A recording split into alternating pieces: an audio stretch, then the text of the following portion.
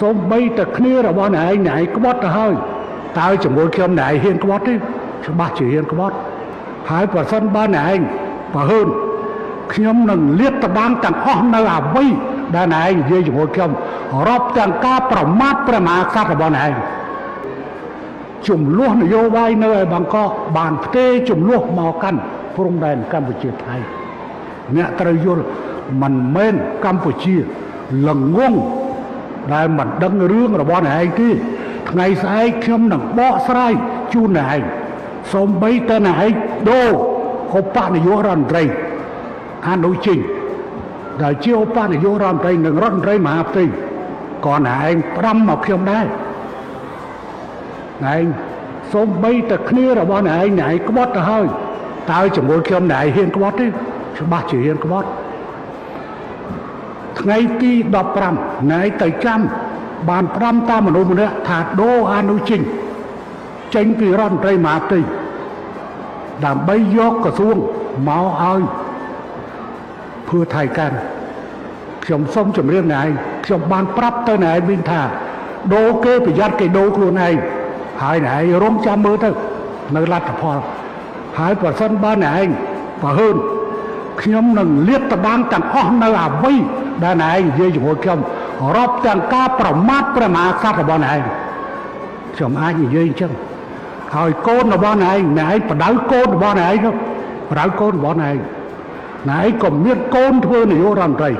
ហើយខ្ញុំក៏មានកូនធ្វើនាយករដ្ឋមន្ត្រីប៉ុន្តែណែឯងកុំផន់ច្រឡំអសោះជាមួយនឹងហ៊ុនសែនកុំផន់ច្រឡំខ្ញុំទទួលខ្ញុំអត់មានជំពាក់គុណថៃសូម្បី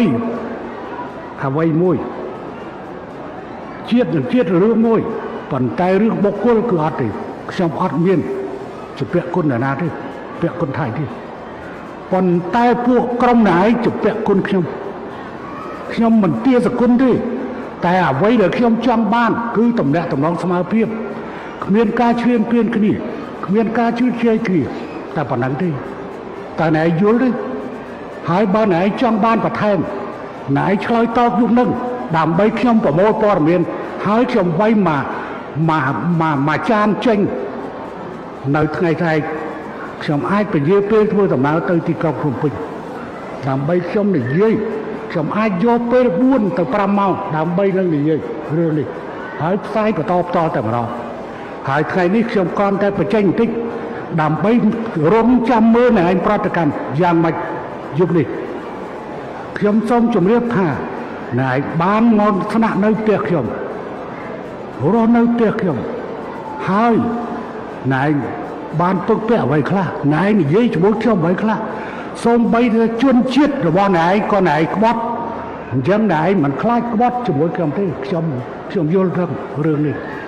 ព្រោះរឿងវាបានកើតឡើងអញ្ចឹងណែគួរតែបដៅកូនរបស់ណែទៅហើយកូនស្រីរបស់ណែគួរតែត្រូវបានគេហៅថាត្រូវបានកុំប្រមាថអ្នកដទៃកុំប្រមាថអ្នកដទៃប៉ុន្តែអ្វីដែលវាបានកើតទៅហើយ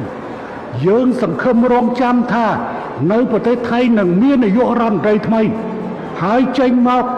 ដើម្បីនឹងដោះស្រាយជាមួយកម្ពុជាព្រោះនៅពេលនេះ